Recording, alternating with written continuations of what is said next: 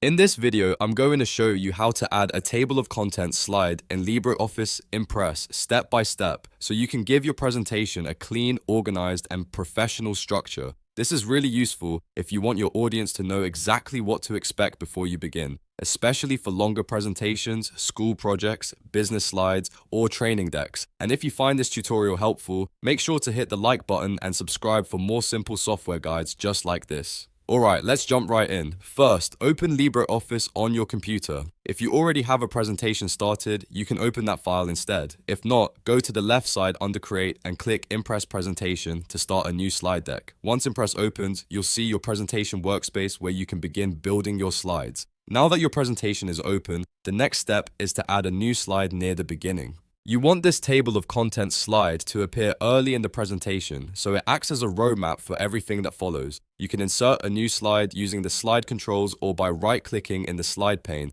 depending on your setup. Place it near the front, right after your title slide if you have one. Once the new slide is added, click inside the title box at the top of the slide and type Table of Contents. This title is simple, clear, and instantly tells the audience what the slide is for. If you want, you can also use a slightly different heading like Agenda or Presentation Overview, but Table of Contents works perfectly for most cases. After that, click inside the content box on the slide. This is where you'll list the main topics covered in your presentation. Type each topic as a separate line so it looks neat and easy to read. For example, you might list Introduction, Key Features, Setup Process, Examples, and Final Thoughts.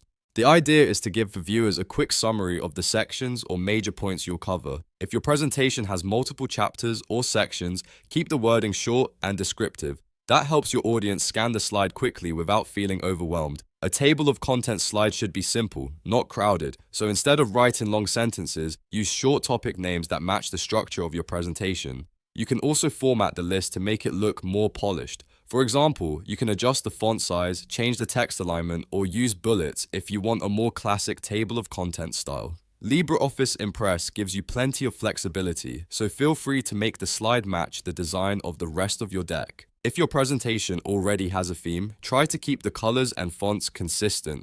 Now, if you want to make the slide even more useful, you can organize the items in the same order as your actual presentation. That way, when someone sees the table of contents, they can immediately understand the flow of the talk. This is especially helpful for business presentations, tutorials, and lessons where the audience benefits from knowing what comes next, and that's really all there is to it.